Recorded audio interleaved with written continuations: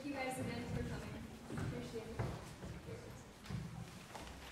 So the second portion of my lecture deals with music and emotion. One of the most fascinating things about music to me is that music can influence our emotions so strongly. I mean, how many people notice that their mood is different after they listen to a certain piece of music? Or that you might cry during a performance.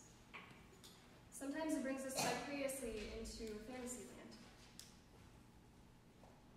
This is because the same regions that are used in everyday emotion are also used in the recognition of emotion of music. One example is a region in the middle of your brain called the amygdala, which studies have found to also be sensitive to recognizing emotion in faces and non-musical sounds. The amygdala was originally thought to be, and is still thought to be, one of the main emotion processing centers. So to sum this part up, the brain processes that emotion independent of the cause of that emotion, whether the cause is music, or a story, or a life event. Then you might say that listeners are perceiving the emotional expression of music without actually feeling it. I mean, how many times have you gone to a concert and not felt anything at all? Sometimes a classical concert. I love classical music. Would you still there be able to tell what emotion the composer wanted to convey? Probably. The argument that you can perceive musical emotions without actually feeling them could be correct then. But then the lack of feeling might also be due to a lack of attention to the music, a wandering mind. So this is one example of a more philosophical debate going on among music cognitive scientists. While some researchers think that you don't have to feel music-induced emotions in order to perceive them, other researchers don't think that perceived and felt emotions can be different. One reason for this is that regardless of whether a person says he feels an emotion or not, there are physiological responses that happen in the body itself in response to the music. These include an increase in heart rate, an increase in skin conductance, so your hands start getting sweaty. They might be very subtle, we might not notice they're happening, but they're still there. Another thing that might be happening, which is not quite related to emotion but still relevant, is that your foot or fingers might be involuntarily tapping. This is because of projections to areas like the cerebellum, which is that cauliflower-like region that sometimes you'll see in textbooks.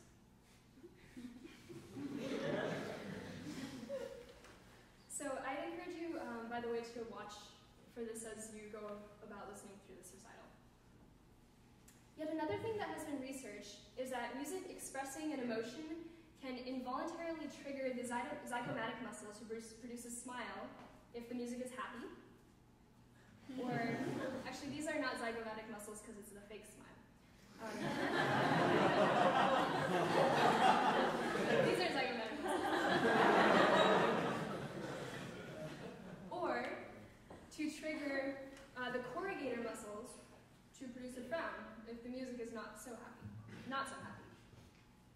But even cooler is that this smile or frown muscle movement gives feedback to the brain to tell it to be happy or not so happy.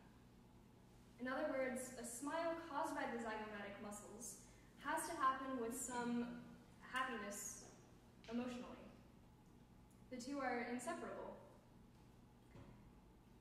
I already talked about fake smiles, so I'm not going on to this next part. So what exactly are the brain regions that respond to musical emotion?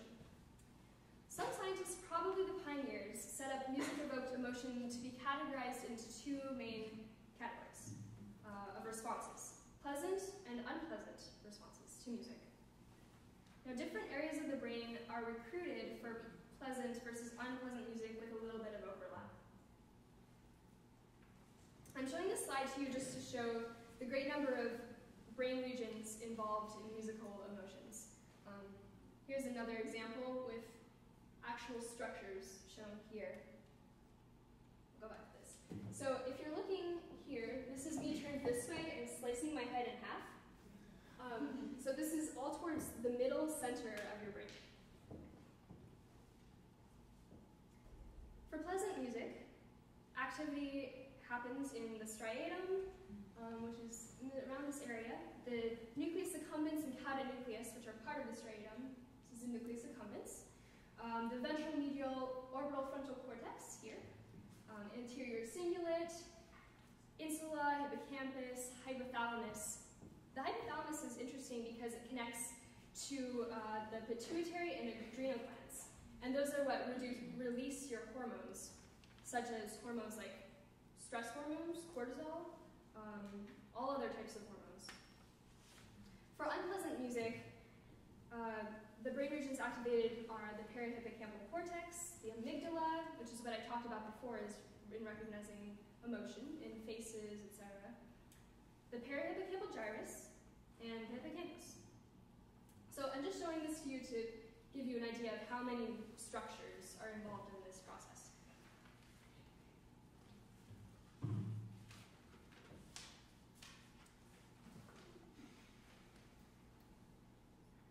Why does music sound unpleasant? Usually here the unpleasantness comes from dissonance, two notes that are played together that are very close. Or they might be.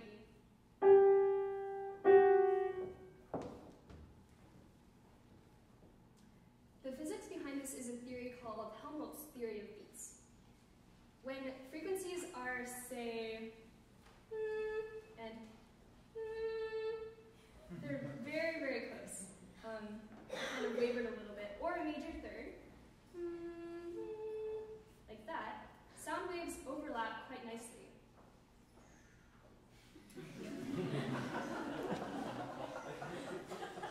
When frequency ratios are not simple integers and sound like this, like I demonstrated,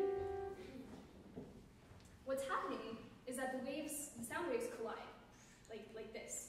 And the waves interfere, and what you hear are what are called beats, which is what you perceive as the rising and falling in volume of sound. When the waves collide more, the beating gets faster, and there's a rattling sensation called roughness, and this is what dissonance is to the ear. Most studies on music and emotion have dealt with pleasant and unpleasant music. In general, scientific experiments need to be simplified to a black or white view to begin understanding a concept. Now we're past that beginning understanding of music and emotion with pleasantness and unpleasantness, and we're able to look at more complex individual emotions.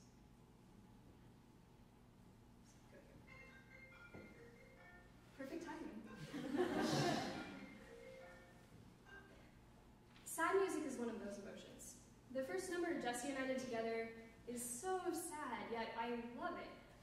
I could sing it over and over, but why would an emotion so disadvantaged in survival, or an emotion that is accompanied by stress sometimes, grief, events that make us unhappy, why would we like experiencing that again? And why would only some people like listening to sad music, while for others it's just a negative experience? Sometimes whether or not you like it also depends on your mood. So first, some statistics. Researchers Ladnig and Huron conducted a survey asking listeners about their experience with sad music, and I'm going to offer that to you as well. How many of you would say, I enjoy listening to sad music? Okay, most people here. Between 30% of listeners in this massive research study said that they agree with that statement. How many of you would say, I don't really enjoy listening to sad music? 2, 3 people? Between 1/3 and 1/10. So between 10% and 33% of listeners agree with that. And then how many of you would say that music that's sad is the type you most enjoy? Okay, that's probably a representative population. About 10% say that. It also changes with age. Children have a clear preference for happy music over sad music, and listeners who score higher on agreeableness or neuroticism on the Big Five personality scale, report feeling sadder to sad music. To sum it up, these basically suggest that not everyone, is having the same experience when listening to nominally sad music. There seem to be three central questions in research related to sad music. Number one, how does music convey sadness? Why does music sound sad? Number two, something we touched on, does sad music actually make people sad, or do listeners just recognize the music as a representation of sadness? And then three, how can sad music evoke pleasure? Sad music is actually very related to our speech when we're sad. Sad speech utterances, as well as sad music, are usually lower in overall pitch, have a smaller range of pitches, are slower, are quieter, have more centralized vowels and poorer articulation, and are darker in timbre. So what do these factors have in common? They're all suggestive of low physiological arousal. In the peripheral nervous system, outside, low arousal corresponds with low or reduced acetylcholine, which is the neurotransmitter that acts to promote the contraction of muscles. So it helps you contract your muscles. And so then lower acetylcholine would equal lower muscle tone and reactivity, and thus slower muscles. So when you're sad, you're less aroused, and all the muscles, including the vocal fold, tongues, lips, pulmonary muscles, they're all less tense. When you have less tense vocal folds, that equals lower pitch, and when you have a pulmonary function muscles, or when they're relaxed, there's lower subglottal air pressure, which causes a quieter voice. Also, your zygomatic muscles, the smiling muscles, are relaxed and lips fall away from the teeth, and the vocal tract length is longer, which could be known as a darker timbre. It's interesting that in our vocal jazz ensemble, Crescendo, run by Sarah, our leader, Sarah Gazarek, always talks about showing your teeth when you want a brighter sound, and covering your teeth when you want a darker, more mature sound. That's a very interesting application to this. So this is all the same, again, with speech and music. I'm going to play an excerpt, but first I'm going to talk about the minor mode. That's what the minor mode is. That's also associated with sadness. And one theory for this is that parts of the scale are lowered in pitch, like sad speeches, with smaller intervals. For instance,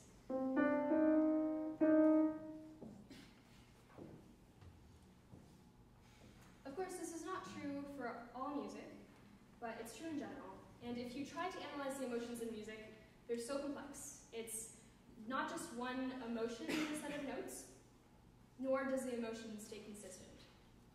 So now I'm going to demonstrate and play an excerpt, and I want you to think of the emotions you feel every 5 seconds, just to demonstrate the complexity of it.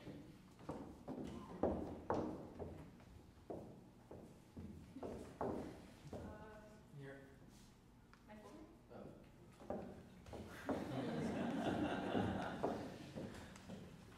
Excuse me for my transitioning.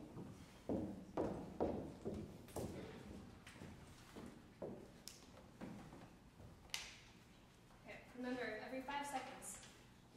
2 seconds.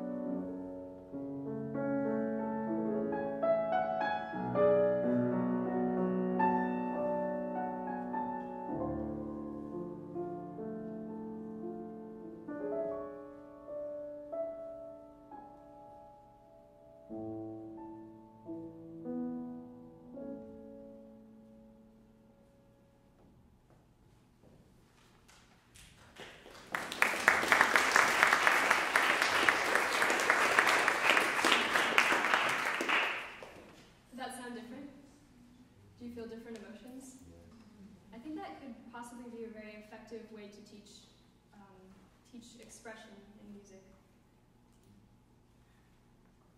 Going back to our two questions, we answered how sad music is created. Secondly, how can these things actually make people sad?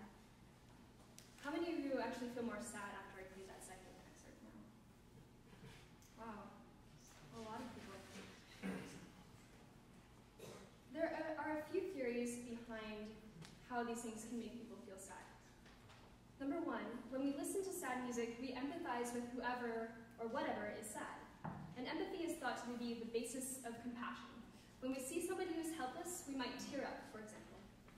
Studies actually show that when we watch someone else go through something, as simple as even eating a banana, or as complex as feeling an emotion, the activation in the observer's brain is very similar to the activation of the person's brain. This may have something to do with something called mirror neurons, which fire the same when we're observing and when we're experiencing.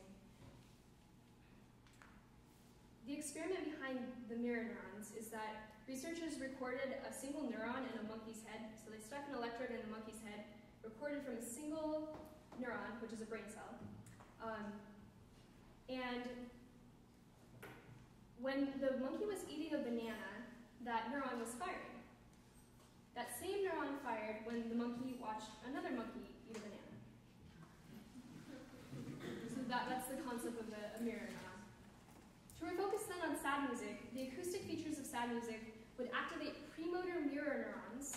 So premotor, again, is planning movement.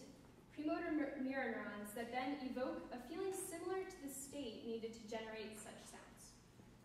And because networks are so connected in the brain, it is possible that these neurons then talk or project to the neuron track that is naturally linked between speech and emotion.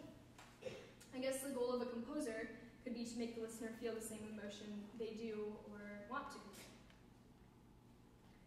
Empathy is one reason. Another is that we're conditioned. Minor music is usually played at funerals, therefore we associate this minor mode music with sad events. Finally, cognitive rumination is an important source of sadness. A survey study asked people to listen to music and if they had a crying spell to assess what they were thinking about. 90% of people said that they were thinking about personal relationships, life stresses, mortality. The sad music wasn't just sad on its own, but seemed to encourage rumination on sad personal thoughts. Okay, we talked about the mechanisms of sad music and the way it can make us sad and mood through empathy and rumination.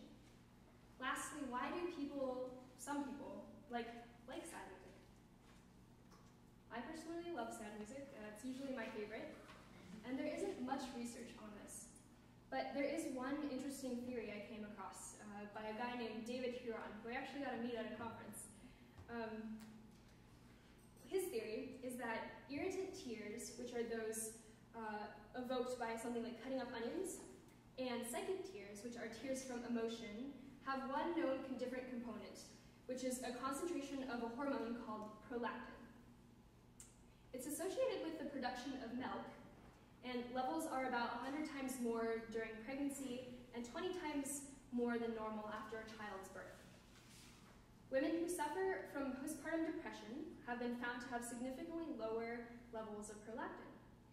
And it is thought that, like endorphins are released to attenuate physical pain, prolactin is released to reduce emotional pain, to console you. Imagine you're injured and have pain, and then your body releases hormones to quell the pain. Now imagine the same release of that, but you're not in pain. Wouldn't there be a pleasant effect? It might be the same with prolactin. True sadness would see a release of prolactin to fill the hole. And you're in sadness and you fill the hole with prolactin. But if the hole is already full, as in you're just listening to sad music, then you might trick the body into releasing prolactin, which would give you a little bump above your neutral. And that might feel pleasurable, or a good cry. Of course, this is just a theory, and there are probably many, many other contributing factors to the enjoyment of sad music. All right, I'm going to invite my musicians up for the next piece. This is a piece I wrote for a music theory project. It represents nostalgia to me. I'd say it's more of a snippet of a piece. And it involves a string quartet and two singers. I started out as a violinist, and I did that up through college, and then there was almost a clear split where I started singing. And so the piece starts out with the string quartet and ends with the singers, kind of as my representation of this nostalgia for string music. While they're still setting up, I'm going to assign you a task related to my next lecture topic. My next lecture topic is on chills. And a chill is like a goosebump or a shiver down the spine. For me, nostalgia or nostalgic pieces, or pieces I'm very familiar with a certain time frame in mind, in my life, are more likely to give me chills. So I want you to listen for chills yourself. Language can often do that as well.